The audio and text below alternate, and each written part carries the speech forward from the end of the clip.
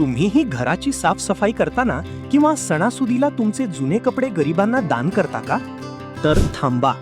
दान करण्यापूर्वी या काही नियम नक्की जाणून घ्या, नाहीतर पुण्याऐवजी पदरात पाप पडू शकतं. हिंदू शास्त्रात वस्त्रदानाला खूप श्रेष्ठ मानलं गेलं आहे, पण असं म्हणतात की दान करताना ऐपत नाही तर दानत असावी लागते. म्हणजेच दान करणारा व्यक्ती श्रीमंतच असायला हवा असं नाही. दान अनेक प्रकारे केले जाते. अन्नदान, ज्ञानदान, वस्त्रदान आणि बरंच काही.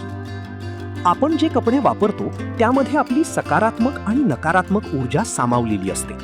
जर तुम्ही तुमचे न धुतलेले कपडे थेट दुसऱ्याला दिले तर तुमची ती ऊर्जा समोरच्या व्यक्तीमध्ये संक्रमित होते. म्हणूनच शास्त्रात सांगितलं आहे की जुने कपडे कोणालाही देण्यापूर्वी ते नेहमी स्वच्छ धुवून दान करावेत. यामुळे समोरच्याला त्याचा खरोखर उपयोग होतो. अनेक लोक मळलेले, फाटके कपडे दान करतात, जे अत्यंत चुकीचे आहे. जर तुमच्याकडे फाटलेले कपडे असतील तर ते शिवून दान करावेत. सोशल मीडियाच्या काळात हल्ली कोणतीही गोष्ट करताना ती आधी शेअर केली जाते. त्यामुळे दान करतानाही अनेक जण सर्वांना सांगतात. पण हिंदू शास्त्रानुसार डाव्या हाताने दिलेले उजव्या हातालाही कळू नये असे सांगण्यात आलंय. त्यामुळे कोणतंही दान करताना देखावा करू नये.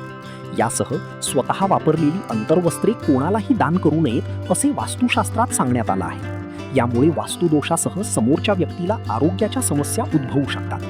ही महत्त्वाची माहिती तुमच्या कुटुंबासोबत आणि मित्रांसोबत नक्की शेअर करा आणि अशाच माहितीसाठी आम्हाला आत्ताच फॉलो करा.